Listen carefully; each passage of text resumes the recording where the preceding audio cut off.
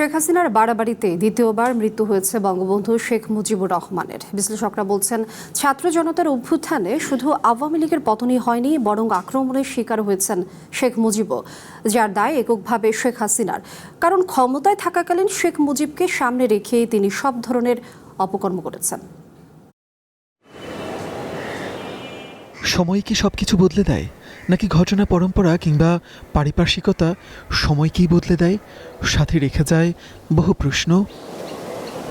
বঙ্গবন্ধু শেখ মুজিবুর রহমানের ক্ষতবিক্ষত ভাস্কর্যের নির্বাক চাহনিতে তেমনই অনেক প্রশ্ন।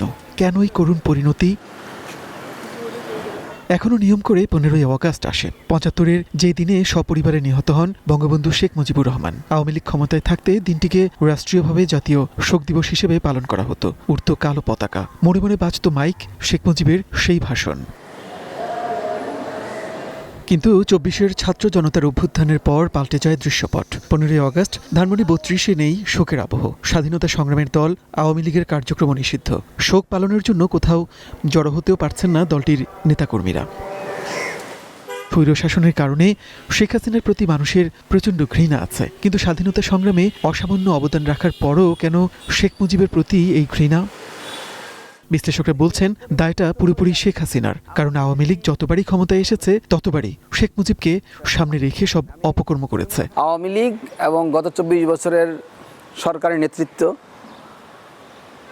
শেখ মুজিবুর রহমানকে যেভাবে বাংলাদেশের মানুষ দেখেছে সেভাবে ব্যবহার করা হয়নি, বরং তাকে মিসইউজ করা হয়েছে, অপব্যবহার করা হয়েছে। মানুষের সম্মান শ্রদ্ধা পাওয়ার জন্য আপনি যদি অত্যধিক প্রচার করেন নিজের কন্ট্রিবিউশন, এটা মানুষ স্বাভাবিকভাবে নেয় না। তাকে অতি মানব করে উপস্থাপন করার যে রাজনৈতিক প্রচেষ্টা এবং সেই প্রচেষ্টায় অর্থায়ন, সেই প্রচেষ্টায় বিভিন্ন ধরনের প্রক্রিয়াকে সম্পৃক্ত করা, বঙ্গবন্ধু কর্নার নামে বিভিন্ন প্রতিষ্ঠানে একটা বঙ্গবন্ধুর একটা কর্নার বা ছোট একটা রুম করা, অর্থাৎ একটা ছোট জায়গার মধ্যে তাকে সীমিত করে ফেলা। এই বিশ্লেষকরা বলছেন, সব রাজনৈতিক দলের জন্য এটা একটা বড় শিক্ষা।